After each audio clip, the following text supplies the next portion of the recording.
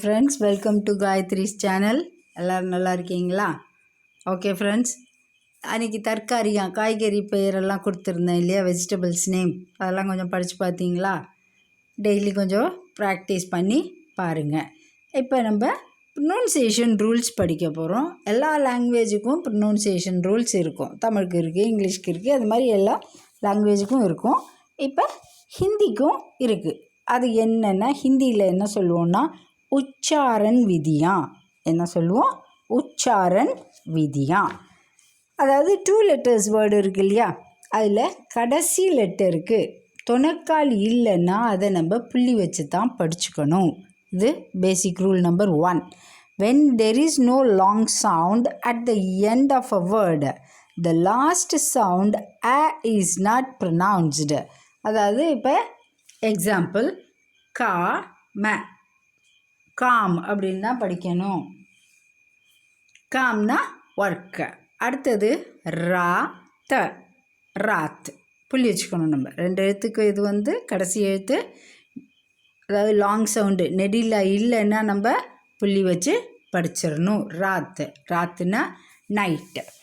அடுத்தது rule number 2, 3 எழுத்து சொற்கள்.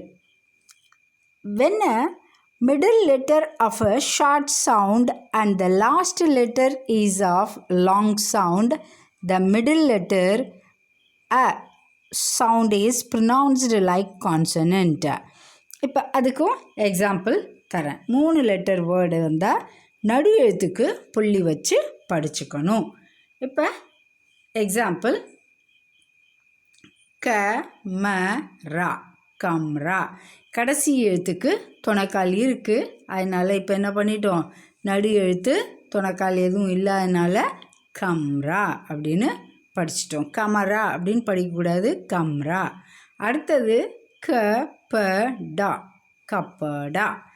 இது என்ன மேடம் இவ்வளோ நாளில் நீங்கள் டாக்கு சைடில் புள்ளி வச்சிங்கன்னா அது ஞான்னு சொன்னீங்க, இது என்ன கீழே புள்ளி வச்சுருக்கீங்க அப்படின்னு ஒரு டவுட் வரலாம். அதை எய்தர் ரா சவுண்டு அண்ட் டா சவுண்டு ரெண்டுத்துக்குமே அந்த மாதிரி யூஸ் பண்ணுவாங்க. சில ஹிந்தி நேம்ஸ் எல்லாம் இருக்கும். இப்போ சோப்டா, எக்ஸாம்பிள் சோப்டா, ஹிந்தியில் எழுதும்போது சோப்டான்னு எழுதுவாங்க. அதை இங்கிலீஷ் ஸ்பெல் பண்ணும்போது CHOPRA அப்படின்னு பண்ணுவாங்க. அடுத்தது last letter of a word conjunct, it is pronounced fully. When the last letter of a word is conjunct, it is pronounced fully. இது என்னது? ஃபஸ்ட்டு த, அடுத்தது ஆதா த, அடுத்தது எ. ஸோ இப்போ அதை என்ன படிக்கணும், நடுவில் இருக்கிறது பாதியாக வந்திருக்கிறதுனால அதுக்கு நம்ம புள்ளி வச்சு படிக்கணும். தத்ய, தத்ய ஃபேக்ட், தத்யனா ஃபேக்ட், அந்த நியூஸ் அப்படி சொல்கிறதுக்கு தான் தத்ய. அடுத்தது இது கர்த்தவ்ய, க த, இப்படி ஆர்க் மாதிரி மேலே அடிச்சிருக்கு இல்லையா, அது வந்து ரா, ராவோட ஷார்ட் இதை குறிக்கிறது. அதெல்லாம் அடுத்த வீடியோஸில் சொல்லுவேன். கர்த்தவ்ய, கர்த்தவ்ய மீன்ஸ் டியூட்டி. அடுத்தது இந்த இப்போ 3 letters 2 படிச்சிட்டோம். ஃபஸ்ட்டு 2 letter படித்தோம், அடுத்தது நடுவில் புள்ளி வச்சு படித்தோம். இப்போ கூட்டெழுத்து மாதிரி இத்து, அந்த இதெல்லாம் வந்து எப்படி படிக்கணுங்கிறதுக்கு படித்தோம். இப்போ 4 letters. when the second and fourth letters are of short sound on 4 letter word, they are pronounced like consonant. இதில் செகண்ட் அண்ட் ஃபோர்த் லெட்டரை கான்சனண்ட்டாக ப்ரொனவுன்ஸ் பண்ணணும். இப்போ இது ப, ச, ப, ந. ஃபஸ்ட்டும் எல்லாமே இதில் இருக்கிற அனைத்து வார்த்தைகளுமே குரில் தான். ஆனால் ஃபஸ்ட்டு ப, அடுத்தது ச, அதை இப்போ பச் அப்படின்னு படிச்சிட்டோம்.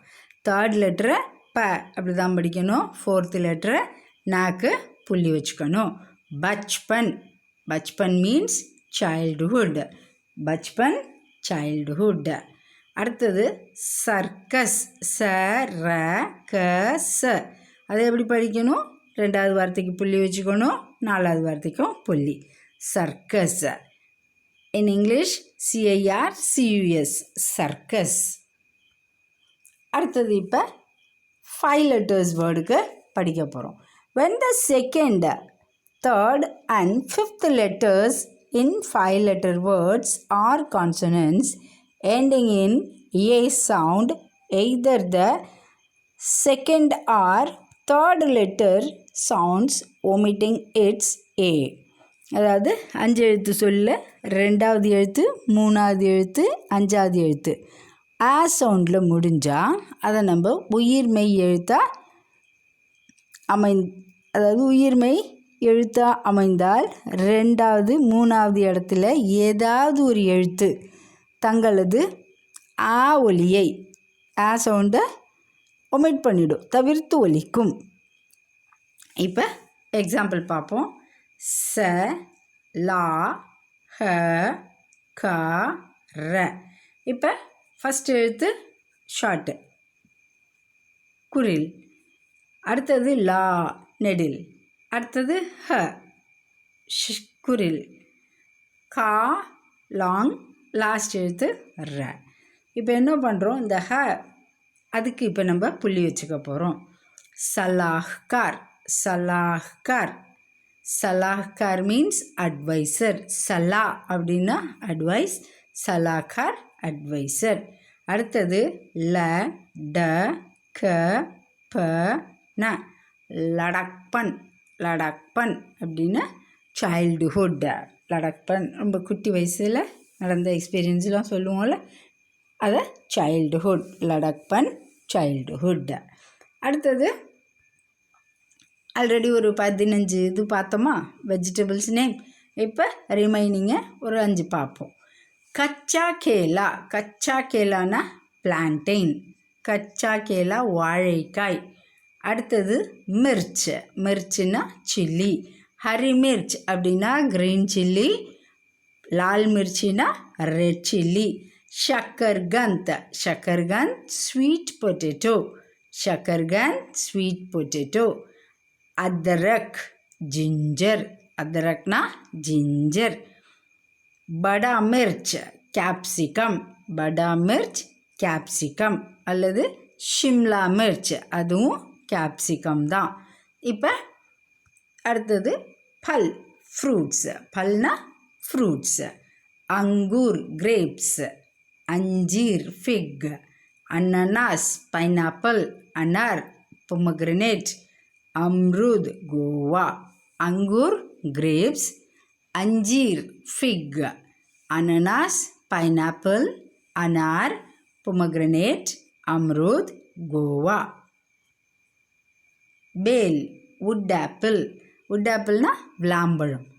ஆம் மேங்கோ, கிஸ்மிஸ் ட்ரை கிரேப்ஸ், खजूर डेट्स, सेब एप्पल.